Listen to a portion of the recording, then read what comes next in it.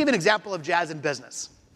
So I was building a company that I started in 1999 called ePrize. We designed, built, and ran digital promotions for large brand advertisers, including, of course, Colgate-Palmolive.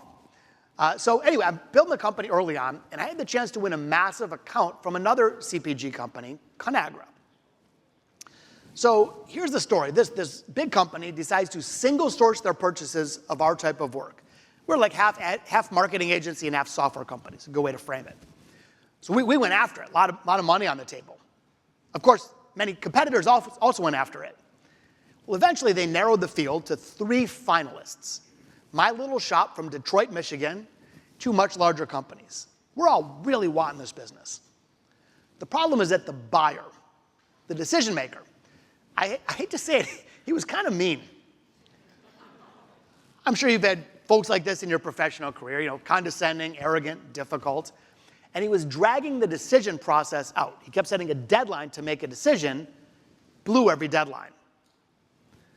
I bumped into him at an event, situated just like this. It was an industry event for digital marketing, and he brought his wife. So this man and his wife were at the same event that I was. I'm thinking, this is my shot. At every meal, at every coffee break, I'm like scurrying up to him, trying to close the deal. Meanwhile, he wants nothing to do with me. He's totally dismissive. I figured it was over. Well, I see him again at the airport. It turns out this man and his wife were on the same outbound flight that I was. Here's what happens next. I can't even make this up if I tried. He gets an upgrade to first class. Being the gentleman that he is, he takes the seat for himself, sends his wife back to coach.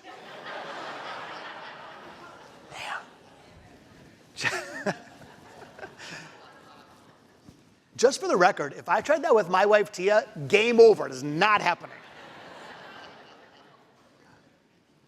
Next, I hear my own name. I also got an upgrade. I walk on the flight, and there it is. I have the seat next to him. Now, think what your business instincts would be telling you. I was feeling it all. Go in for the kill. Don't let him off the flight. Get the deal no matter what. All of it. But then, I took a deep breath and paused. These pauses give us an opportunity as leaders to explore an alternative route, to try something unexpected, to play some jazz. I said, hey man, I have the seat next to you. He looks up, okay, fine, we could chat. I said, I'd love that. But I plan to catch up on a whole bunch of work on this flight. Also, I noticed that you're not sitting with your wife. So how about we switch seats? You two can enjoy some family time. I'll get my work done back in coach. As I was walking back to the plane to find his wife, my hands were shaking. I was thinking, was that the dumbest thing I've ever done in my career? But I felt like I owed it to myself and my team to try something new. Not to mention, it just felt like the right thing as a human being. So eventually I found her. I gave her my ticket. I said, hey, go sit with your husband. Have a great flight. She actually gets a little teared up. She says to me, thank you so much. This means the world to me. I'm so happy to be sitting with my husband. I was thinking, really?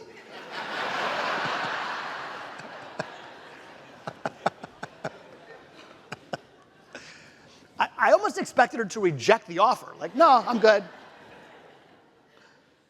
Flight takes off, I get to work, and we land. The first thing we all do is we check our mobile device. I look down at mine and I see an email from my office. Josh, Conagra deal signed. True story. Here's what he later told me. He said, I was looking for a tiebreaker.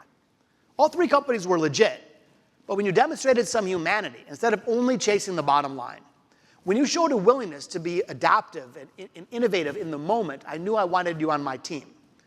Before the flight took off, he texted into headquarters. By the time we landed, they had inked the deal, $30 million. So I don't bring this up to be boastful, quite the opposite.